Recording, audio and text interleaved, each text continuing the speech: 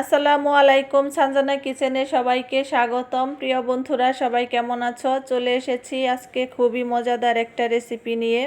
আজকে তোমাদেরকে রুই মাছের মাথা দিয়ে মুড়িঘণ্ট করে দেখাবো। আশা করি রেসিপিটা তোমাদের কাছে খুবই ভালো লাগবে। আমার কাছে কিন্তু এই রেসিপিটা খুবই ভালো লাগে।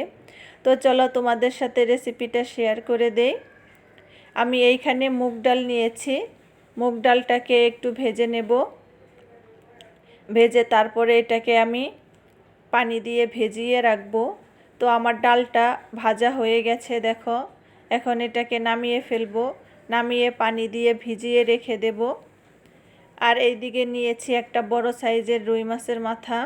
এটাকে ভালো করে ধুয়ে কেটে পরিষ্কার করে নিয়েছি। এখন চলে যাচ্ছি চুলায় কড়াইটা বসিয়ে দিয়েছি। এখন এর মধ্যে দিয়ে দেব পরিমাণ মতো সাদা তেল, আর দিয়ে দেব কয়টা গোটা জিরা, আর দিয়ে দেব শুকনা মরিচ। তো আমার রেসিপিটা যদি তোমাদের কাছে ভালো লেগে থাকে প্লিজ লাইক কমেন্ট শেয়ার করে দিও। আর আমার চ্যানেলে যারা নতুন বন্ধু আছো তারা আমার চ্যানেলটি সাবস্ক্রাইব করে আমার পাশে থেকে যেও। আর শুরু থেকে শেষ পর্যন্ত আমার সাথে থেকে আমাকে ফুল ওয়াচ দিয়ে দিও। আর একটা লাইক কিন্তু অবশ্যই দিয়ে দিও বন্ধুরা। তো আমি এর মধ্যে পেঁয়াজ আর কাঁচামরিচটা দিয়ে একটু ভেজে নিয়েছি। নিয়ে অল্প একটু পানি দিয়ে দিয়েছি। এখন এক এক করে সব মশলাগুলো দিয়ে দেব।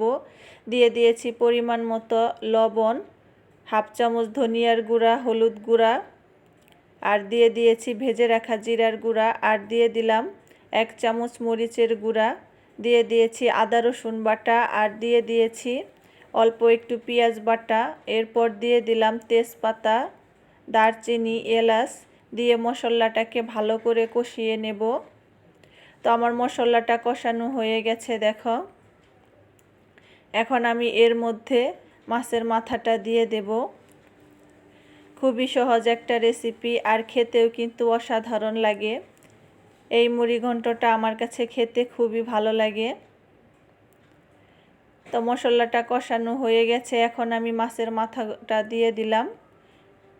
এটার মাথাটা অনেকটা বড় ছিল, এর জন্য আমি টুকরো করে নিয়েছি।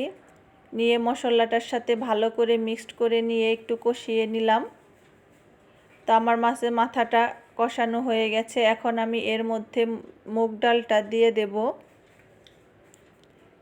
দিয়ে ভালো করে মশলাটার সাথে মিক্সড করে একটু ঢাকা দিয়ে রাখবো এটা সেদ্ধ হওয়ার জন্য।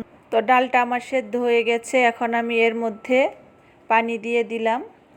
দিয়ে এটাকে একটু ভালো করে জাল করে নেব। জাল করে এটা একটু ফুটে গেলে, ঝোলটা ঘন হয়ে গেলেই নামিয়ে ফেলবো। তো দেখো বন্ধুরা, এটা ঝোলটা ফুটে গেছে, আর অনেকটাই ঝোলটা ঘন হয়ে গেছে। আর একটু চুলায় রাখবো। তো আমার রান্নাটা কমপ্লিট হয়ে গেছে, দেখো বন্ধুরা। এখন আমি তোমাদেরকে নামিয়ে পরিবেশন করে দেখাচ্ছি কতটা লোভনীয় হয়েছে, আর খেতেও কিন্তু খুবই ভালো লাগে। আশা করি রেসিপিটা তোমাদের কাছে খুবই ভালো লাগবে। তোমরা বাসায় একবার অবশ্যই ট্রাই করো। তো আমার রেসিপিটা কেমন হয়েছে অবশ্যই কমেন্ট করে জানিও। আজ এই পর্যন্ত, আল্লাহ হাফেজ।